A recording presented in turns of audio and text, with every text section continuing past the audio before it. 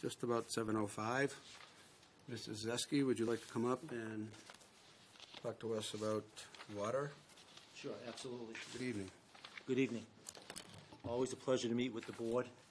Town manager had asked me to meet with you folks to try to give you an update on the hexavalent chromium, and I'll just call it hex chrome since everyone in the field kind of refers it to that, and progress that we made. I'm happy to report that we are making some significant progress on this issue. Initially, when we started out this, we had Metso, which is the building right aside of us, do testing at the same time. Now, they've been very good to work with, certainly from the president all the way down. They've been very cooperative. They've done tests on their property at the same time we did some of our initial tests. We've got those results back. We have put in 4 monitoring wells at our property line just to the west of our treatment plant and wells abutting the Metso property over there. And we've had those tested at the same time. And basically what we found is there's been some elevated readings on the far side of the Metso to what I call where the table talk facility is now, in the former Berlin Corporation. To the west of that building, they picked up some elevated readings. They've taken other readings, as you can see on the drawing or diagram that I've given you in front of you now, that has some lower type readings to it. We've picked up readings at 55 parts per billion and 90 parts per billion on the southern monitoring wells. The first readings refer to what we call ground table wells. The first one was about 18 feet down to ground level. The second well down to the south was about 15 feet. So we took one at ground level elevation, and then we took one down to 89 feet, which would be the same level as our home farm well, where we were picking up the hex chrome over there. So we pick it up at a shallower and a deeper elevation. We go to the south, pick up very little right there, which matches up with our 6-2 well. So we have that information. We've sampled again yesterday for another round. It takes us about 2 weeks to get results on that. In the interim, we have met with the senior management at Metso to discuss that. Extremely cooperative folks on that there. Very, very willing to work with the town to try to ascertain exactly what is going on there. We have a meeting scheduled tomorrow morning with their environmental folks, us, myself involved in this, to come up with a game plan now. And the game plan basically is, a plan has to be submitted by February 1st to DEP. That's what's known as a substantial release, some of these readings on the Metso property. We're going to come up with a series of additional monitoring wells on this property and probably beyond, working with DEP on this down there to try to ascertain the actual depth, the actual width, and the actual source. Just because we have high readings here doesn't mean that Metso is actually the source. It just means that we're picking it up on their property at this time. It could be coming from an adjacent property. It could still be the Garapi, the old Garapi plating property. Could be what I call the old guarded valve property, which is across the street from there. We had some issues with VOCs in the past over there. But working, between us, Metso, DEP will also be involved, the 21E group over there. We're trying to come up with a good game plan on this there. We have also been in contact with, luckily, a lot of agencies and water utilities in the Southern California area, including the Hinckley, California people. They have been excellent to work with. And I say that because they have the most experience. They're at ground zero. They're the only state that has the limit right now, and there's presently a lot of research, innovation going on in Southern California, I can tell you as a fact. They're up against it because by 2020, everyone has to be in compliance. And some of the price tags in Southern California exceed $250 million to put in facilities. So when you have that kind of price tag, your focus gets very laser-like in how to treat this stuff there. Most of the research right now, Southern Cal, I'll tell you, is in what's known as in situ, in place. And that's kind of what we're looking at right here. Because it's much cheaper, much more efficient to try to do remediation than some of the full treatment facilities there. And that's where we're looking at, and that's what we're investigating right now. Even though it's still somewhat premature to come up with this, we are looking at what are other people doing. We have a lot of feelers out there. We have a lot of good contacts out there, people that actually have similar situations. To me, water chemistry is water chemistry, whether it's the West Coast or East Coast there. and there's a lot of stuff out there. A couple of things that we are looking at right now is some type of what we call permeable reactive barriers. The depth might preclude some of this, but we're looking at some type of injection wells. They use what's known as, not to get complicated here, zero valence iron or zeolite, which is injected in there, reacts with the chromium-6 to try to turn it into a chromium-3 or neutral substance. They've had very good luck with that.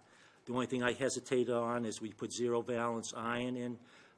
We have very low iron for our treatment process. We don't want to increase the iron rate. That kind of knocks out what we were trying to do biologically there. I am happy to report, because of Southern California, and this is a very fluid situation is down there, we've got the names of a couple companies, one in particular, and this is going to sound very familiar, that's using biological treatment to take out hexavalent chromium with very good success in Southern California and also in the Midwest there. And actually their treatment takes out hexavalent chromium, VOCs, and manganese all the same time. All three, and iron. You can take out four substances at the same time. Basically, they started out taking out arsenic and nitrate, and they kind of fell into this. Very, very innovative, good success rates. They treat on low levels of hexavalent chromium. Possibility, not a full treatment plant, but you treat at the well source on smaller levels, so we could take out, all three at the same time at these wells, and at somewhat of a low cost. It's not a full treatment. They've had very good luck with that. Very innovative. Basically, what they're taking is they're taking seaweed, absorbent seaweed, and putting bacteria, bacillus on that, using the seaweed as the media, and they're taking out hexavalent chromium, they're taking out manganese, and they're taking out VOCs all the same time. And nitrates, actually. Nitrates and iron. You have 5 substances at the same time, which is, I thought was very innovative. And I hadn't heard of them, only because of some of the utilities in Southern California said, hey, this company's really up there. I would never even heard of them out there. They're very innovative, but this process is like that. And this is only in the last 2 or 3 years. If we tried to do this years ago, we wouldn't even have these, you know. They've been looking at biological filtration for 20 years. They've just come up to this in the last 2 years, basically, up on that. So just ironically, we're looking at biological for manganese, and we could possibly be looking at biological for here. And again, we would have to get any responsible parties involved in this also. I would not want the ratepayers to get involved in any of these costs there. To look at treatment, basically, based on Southern California cost over there, it was $7.2 million. This I do ion exchange. $7.2 million to treat 2,100 gallons a minute, which is 3 mgd. We would double that, so basically we'd add another $15 million to our cost. We'd double that, and we certainly don't want to do that. You know. So, and when most of them do, they do what's known as a hybrid technology. They do conventional and innovative together. It's not just usually one treatment that works, and that seems to be what we might end up doing here when we get to that point. Some type of hybrid treatment, conventional and innovative out there. But I'm glad to tell you that there's a lot of technology out there. There's a lot of processes out there just in the last 2-3 years that weren't there before that could take, because we have VOC issues also there. So that would work a lot of it. The other thing we're looking at is for one of these wells, possibly, to keep that as emergency backup and move it to a new source over at Sewell Street by Worcester Sand and Gravel, as we were just referring to earlier with Mike Trotto over there. I remember riding with Mike Trotto around the property and telling me how his father got involved giving that well, that site for a well, originally in 1955 to the town. He seemed to be very proud of that story. He did relate that to me a number of times. We were down on the property over there, how his father gave that property to the town for one of the first wells in town over there. So there's a long history back over there. You look at the property, you say, how the heck did you put a well there? But I will tell you that the source we had there is our lowest in hex chrome and one of the lowest in manganese and doesn't have any VOCs. And we did have a well there. We abandoned it because it had low yield. We moved that volume over to here. We're looking to do that in reverse. So I have a 2 o'clock meeting tomorrow with DEP to discuss this somewhat in detail, the politics and what's involved with the Water Management Act to do that. And at the same time, I'm going to try to get involved with the 21E group tomorrow to get a little bit more involved in this, because some of these wells, possibly monitoring wells, would be on right-of-ways in the city of Worcester, some of them on private property, and that's beyond Metso and that's beyond us. We don't have access to get that. That's a DEP working with private owners over there. So we're trying to ascertain exactly what we are with this, with the scope of this there. Metzo's been very good to work with there, and I think they will continue to be good to work with up on that. I'm pleased to report there's a lot of technology that's out there that's being used now and piloted out there with some good success rates in different parts of the country, primarily out in the Southern California area in Arizona, where they started treating for arsenic, and they kind of fell into this whole process now. So it's kind of a evolving situation, but I think there's a light at the end of the tunnel. I feel very optimistic myself. I don't have any apprehensions on this project at all up on that. We have asked the state for a delay on the SRF funding, and basically they said that we can have the delay, but if we go beyond June 30th, that involves some reopening on the process. So we basically have the June 30th, and I'm hoping to have something in less time, some type of decision on this, because we still have the manganese problem in town, as you're all well aware of, you know, and our citizens are, how should I say, somewhat frustrated with the problem. And even if we started today, it's a 2-year plus project to get in. So every month we delays it that much more. So, I mean, I got a lot of incentive to take care of the manganese and the hex chrome, and hopefully simultaneously take both of them out there, you know. And I think there's some reciprocal type of properties in some of these treatments that we're able to hit 2 or 3 of these processes at the same time. And actually, if we move the well actually over to Sewell Street, that helps us really in 4-way. That takes out the VOCs, takes out the hex chrome. We have a very low manganese, and it takes out the Poor Farm Brook issue, because right now all our wells are impacting the Poor Farm Brook according to DEP Water Management Act. This would take that away from the Poor Farm Brook over there. It would be one less issue to think about there too.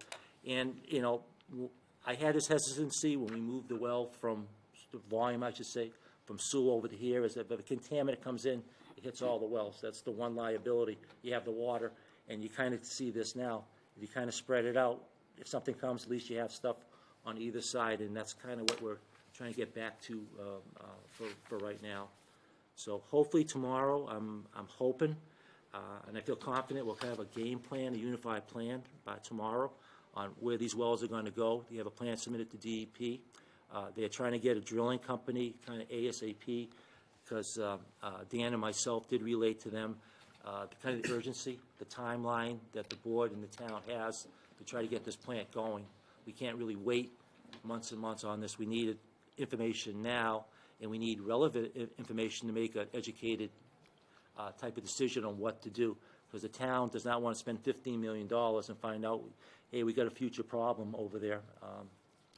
And I think the board's been very forward-looking. I mean, a lot of people, they send me these angry emails, you're out of compliance with hex chrome, and I said, no, we're not. But I said, we're being forward. Yeah, we could sit back and let the next generation do it, but that's not the right thing to do. We're trying to address it now. We're only having 2 or 3, and our levels by EPA is 100, so we're under that. We're trying to take the bull by the horns here and say, hey, this could be a future problem. Let's deal with it now. Let's work with our partners here. Let's come up with a solution.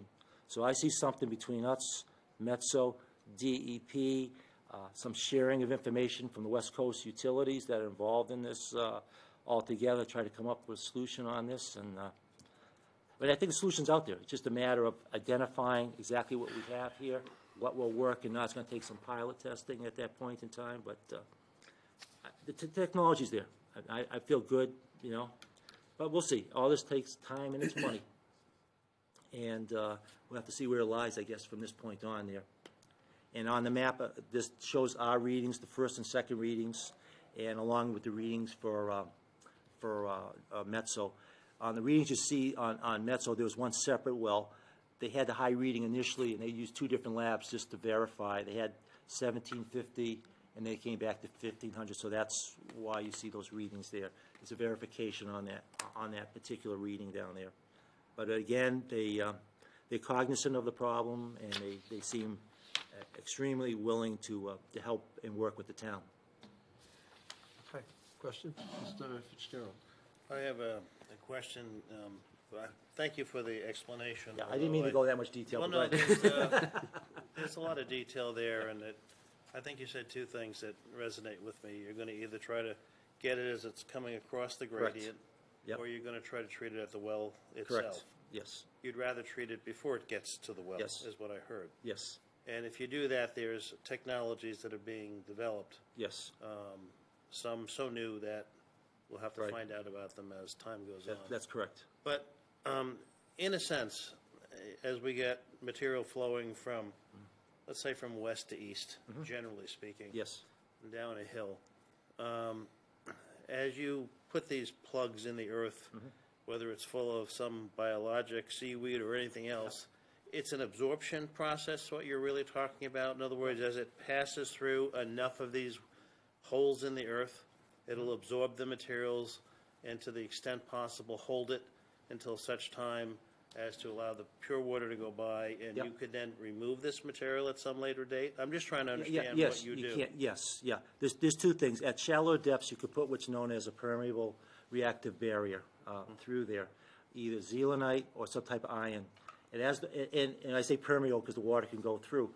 So you have to get the whole plume to basically go through, and it's a chemical reaction. And actually, the zeolite acts as a catalyst over there. And going back in high school chemistry, it's basically, how should I say, like a kind of substance that's going to increase the rate of reaction, and that's basically what the zeolite ion does. It's going to increase the rate of reaction without changing the substance itself, without that substance being changed in integrity itself over there. So using these stuffs as catalysts, basically, up on there. Some of them and they call it passive, because you could put it in there, it could be a number of years before you have to regenerate it. Sometimes it stays almost indefinitely. Some of them have been in place, from what I'm hearing, 8+ years without regeneration. They've gone from 1,500 to less than 1 in some of these installations out there. Different depths, though, but and that's over 8-year period of time over there. They've also reduced in Hinckley, I think from 5,400. I'm saying this right, to about 2,500 at the northern end of the plume. Their plume is 6 miles long that they're dealing with, to give you some idea of what we're talking about. 5,400 parts per billion is what they're dealing with in parts over there. But so they're trying to work on a 6-mile plume. We're only on a smaller scale here, over here. But a lot of these technologies be doing. They use food grade ethanol, for example, up in Hinckley. There's other places in California. You'll find this a little hard to believe, but they use molasses, and they use soybean oil, food grade molasses, and they use that as a carbohydrate base to bond in with success on that there. So there's a lot of different things out there that are being used over there in different type of circumstances out there. And as we sit here, technology is being evolved, because in California, when you're spending hundreds of millions of dollars, the ratepayers get pretty upset upon this, and so they look at what's the most cost-effective alternative. That's why they look at a lot of these in situ type of stuff. They're trying to hit it down gradient of where the plume is, because if for some reason, like the Coachella Valley, which includes Palm Springs, they have to build a treatment plant basically for every well, and I think they had 300 wells up in that particular area, and time altogether. You're almost $300 million over there. So they decided to treat at the wellhead, much cheaper. They use stannous chloride there for 75% removal. So they came up with some innovation themselves out there because they just couldn't afford some of the other stuff out there. So they've come out there, and a lot of these folks, I'll tell you, they've been very good to deal with. They want to share the information. Just like if people would call me for some help, I would do the same thing. I ask them, hey, do you have a situation? Can you give me some assistance? And everyone's very, very helpful over there. Or they give me another context. Like that, some of this, a company I was referring to, I probably never would have even heard of them, to be honest with you. Like, they had high praise on that effort. I said, geez, never would have even heard of them. But like I said, there's a lot of stuff out there, and a lot of stuff will probably be developed over the next 2 years, too, out there. So it's there. It's just a matter of getting the right technology, and it might be a hybrid or combination when we get down to this. Like I said, first step is to correctly identify what we have. We're started along that those lines. We're continuing on that, and because we have to make a decision somewhat soon as what are we doing with the plant? You know, are we waiting? Are we going forward? And if we're waiting, how long are we waiting for? What information are we waiting for up on that? But if we have some kind of concept of what we have, what technologies would work there, possibly, you know, the scope of this, you know, we can make a better educated decision over there. But we're working toward that. I feel confident, I think the town should feel confident down there. I don't think there should be any citizen that doesn't feel that the board or the town is not taking the initiative here. And we are. We've been trying to be pretty proactive, and we'll continue to be proactive on this down there. And I got plenty of motivation. I got plenty of incentive to solve both these problems. And I'm going to stay with it until it's done. I mean, that's the long and short of it down here. That means you might not be retiring soon. Maybe not. Yes. The seaweed Yes. process, Yeah. is that like the similar idea as the biomass for the Yeah. the sewer, where it's It grabbing is. the gas and reacting to it? Yeah, it's similar to it's similar to our manganese process in a way, except it goes a couple steps kind of beyond. And I think they kind of, I won't say they stumbled upon it accidentally. They were trying to do, as I understand, arsenic removal in Arizona and nitrate removal in the agricultural areas of California. And they kind of stumbled upon it because these areas had hex chrome, and all of a sudden they discovered, hey, we're taking out the hex chrome. And when these areas had manganese, they said, we're taking out the manganese. So they just expanded upon that and said, geez, this really works. And it wasn't really even thinking along those lines, and they kind of expanded upon it. And they do it all in one step. It's one process. It's not multiple process. It's even more impressive. And you have very little waste stream. That's the other thing. You cut the waste stream way down from ion exchange or reverse osmosis, much less. And it's made like for small scale. It's made like for wellhead, you know. So in theory, we could do something in situ, you know, and if other folks want to get involved, we could do something at the wellhead, treat at the wellhead there, and still build our plant. We could do something like that, and it would take care of the hex chrome, the VOCs, and I don't know if eliminate the manganese. Certainly, we knock down the manganese, and then go into a full-scale plant out there. You know, they come modular, they come trailer mounted. You could put a building on it down there. It's not really a large thing down there because we're only talking, you know, 1 or 2 wells, not a whole. We're not talking 7 million. We're only talking a small portion of that to try to put that through there. You know, so you use a seaweed bacteria combination. You can take out 3 or 4 things at the same time, which is pretty impressive to me. Up on that, very little waste stream on that. The cost is much less than some of these other things down there. Very, very innovative, very forward-thinking type of folks out there. So where are we now? Does anybody else have any other questions? Well, thank you. I think that was very helpful, Bob, very thorough. Thank I you. appreciate the graphic explanation of what we're facing and how you're dealing with it, and please keep us updated. So more testing. Yep, we're going to test more. We're going to be meeting tomorrow. I will keep Dan involved, updated and involved on this, and then we'll address the board appropriately as the information comes forward to us over there. Okay. Thank you very much. Do you have anything, Dan? No, I didn't. Bob continues to carry a lot of different balls in the air, this being one of them. We have several other projects going, as the board knows, several issues going, and I appreciate his work. And we'll keep the board updated in an appropriate fashion. Probably be another month before we have more information to be able to report back to the board. Okay, so the plant's on hold for now. Plant's on hold. We're trying to get as much information in a short period of time as possible Yeah. to give you guys the information to make an educated decision down there. The hex chrome is certainly important, but so is the manganese. You know, we don't want to let that go too long down the road. We just need some more information. We need to kind of ascertain, you know, what our options are, I guess. on that. We only received the clearance to proceed on the plant. I think that was a December 30th letter. Yeah, it was like a week ago, probably. About a week ago. Yeah, So yep. what we've done is we're just not going to immediately push out a bid. We're we're going to give it a month's time. Yeah. Because I did not want to push out a bid, have a bid in play where we don't have the situation where we're going to be able to make an award and proceed, so. Yep. In the meantime, we're getting the financing lined up, we're in correspondence with the SRF folks, getting everything prepped and ready to go. Yep. Okay, Yep. very good. Very Thank you. good. Thanks, Thank you. Bob. Appreciate it. Thank you. Thank you, Bob.